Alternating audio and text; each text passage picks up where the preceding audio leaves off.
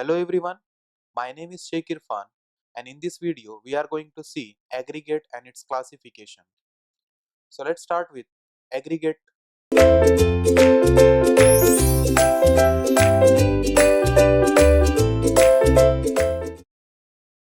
See, aggregates are used in manufacturing of mortar and concrete. As we know that mortar is prepared by mixture of cement and sand, and concrete is nothing but a mixture of cement, sand and coarse aggregate. So aggregates are used in manufacturing of mortar as well as in concrete, and it includes sand, gravel, crushed stone, slag which is obtained from factories of steel, then recycled concrete, and even geosynthetic aggregates are used. Then they are major ingredients of concrete which occupy about 70% to 80% of the volume of concrete. And aggregates are most mined materials in the world. This is a fact that aggregates are most mined minerals in the world. They provide strength to the concrete and they also act as a filler material, and they also increase the density of concrete. So basically aggregates are divided into two categories depending upon its size. First is fine aggregate and second coarse aggregate. Now what is fine aggregate? Fine aggregate is that aggregate in which particle size is less than 4.75 mm, and coarse aggregate is that aggregate which has particle size greater than 4.75 mm. We can also define in other ways also that we are going to see next. See, first fine aggregate. Fine aggregate are those aggregates whose particle size is less than 4.75 mm, or we can define it in other way that those particles which are passing through 4.75 mm IS sieve, that is sieve number 4, and retained on 75 micron sieve. Those particles which are passing through 4.75 mm sieve and they are retained on 75 micron sieve, those are called as fine aggregates. So what is the purpose of fine aggregate? The purpose of fine aggregate is to fill the voids and to act as a workability agent. What is workability agent? Means if we are using fine aggregates in the concrete, they will increase the workability. And fine aggregates are classified, subclassified they are. So fine aggregates are further classified as first coarse sand whose size is 2 mm to 0.5 mm, then medium sand whose size is 0.5 mm to 0.25 mm, then we have fine sand whose size is 0.25 mm to 0.06 mm, then we have silt whose particle size is 0.06 mm to 0.002 mm, and last clay, those particles which are having size 0.002, it's less than 0.002, then those will be classified as clay. So these are further classification of fine aggregate. Now let's see coarse aggregate. Coarse aggregate is defined as I told you previously, that those particles which are having size greater than 4.75 mm, they are known as coarse aggregate, or you can define it in other way also, that is those aggregates which are retained on 4.75 mm IS sieve, that is sieve number 4, are called as coarse aggregate. And in general we use two types of aggregates generally. For example, if you are using 40 mm size aggregates, they will be used for normal strength, and for many construction works such as in buildings, 20 mm size are aggregates used because they give high strength concrete. And again coarse aggregates are also further classified according to their sizes. First is fine gravel whose particle size is 4 mm to 8 mm. Then we have medium gravel whose particle size is 8 mm to 16 mm. Then we have coarse gravel whose particle size is 16 mm to 64 mm.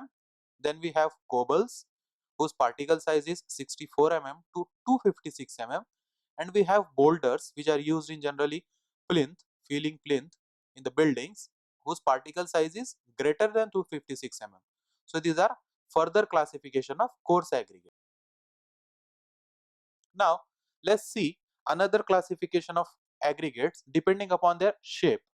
First shape is rounded aggregates, then according to shape they are further classified into first rounded aggregates, then we have irregular aggregates, then angular aggregates, then flaky aggregates, then elongated aggregates, then flaky and elongated aggregates. So these are classification according to the shape.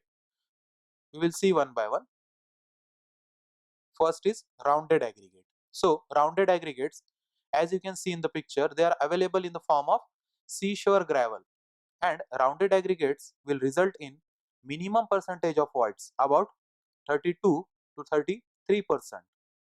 Hence, they will give more workability. We have seen in the workability chapter that rounded aggregates will be more workable as compared to elongated or flaky ones or angular ones.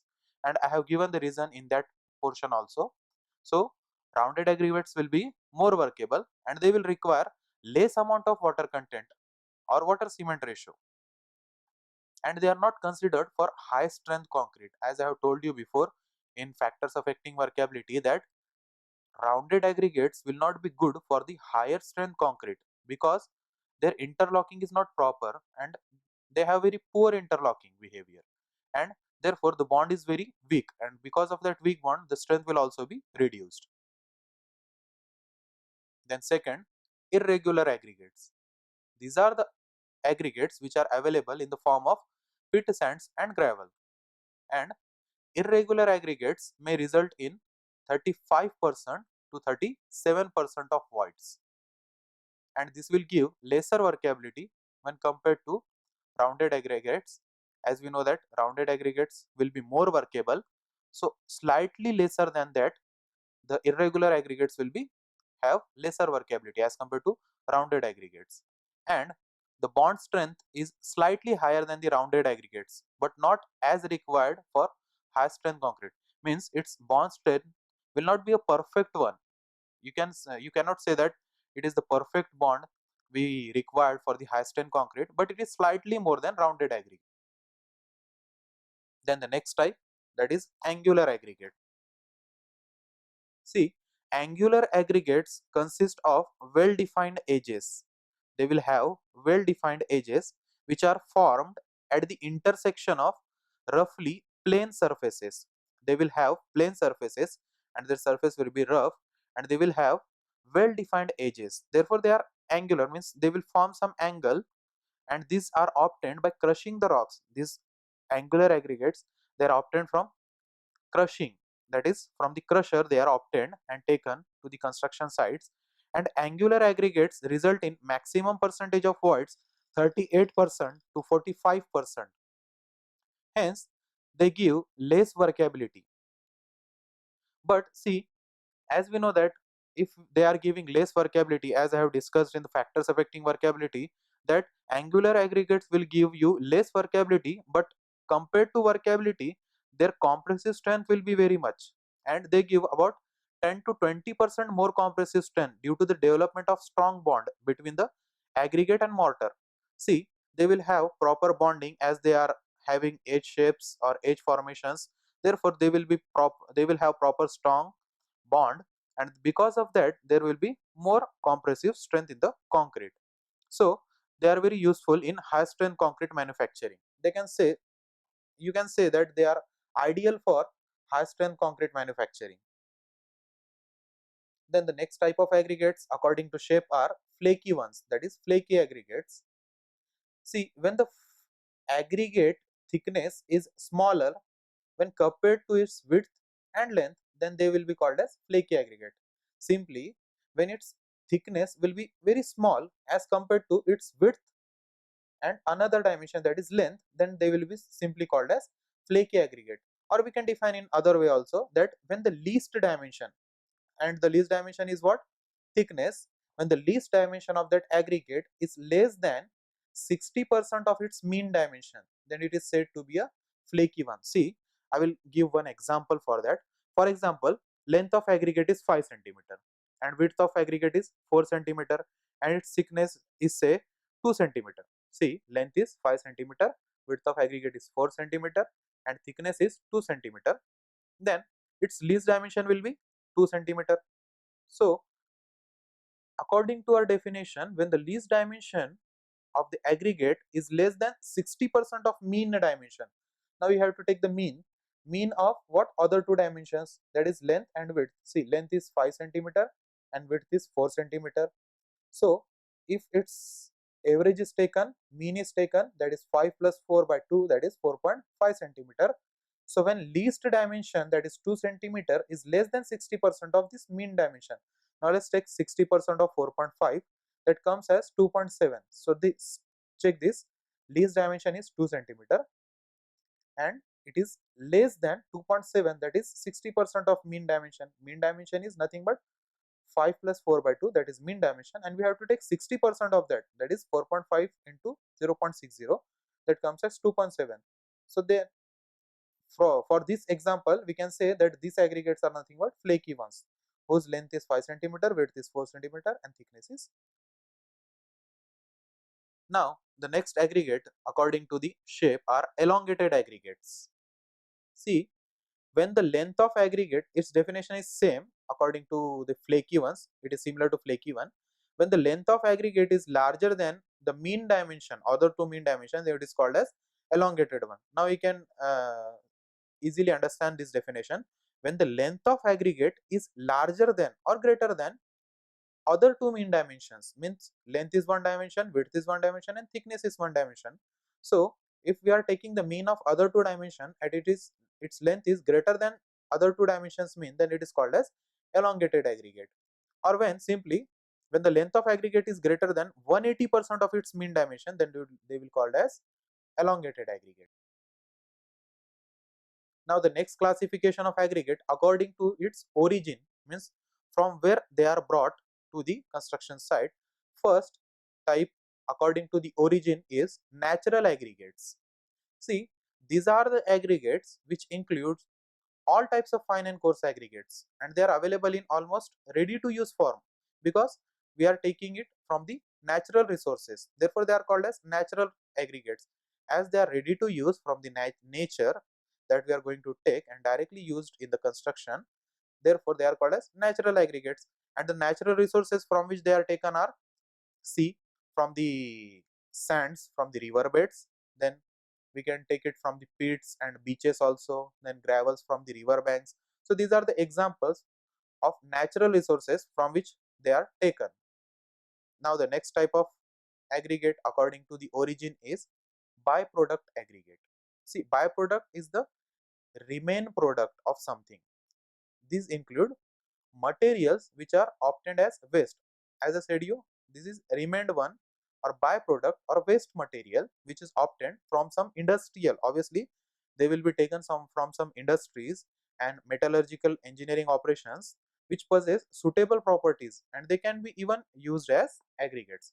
See, byproducts will be nothing but wastage from industries and metallurgical engineering operations, which are plants or factories, whatever it is, and they possess some suitable properties, therefore they can be used as aggregates. So they are nothing but byproduct aggregates.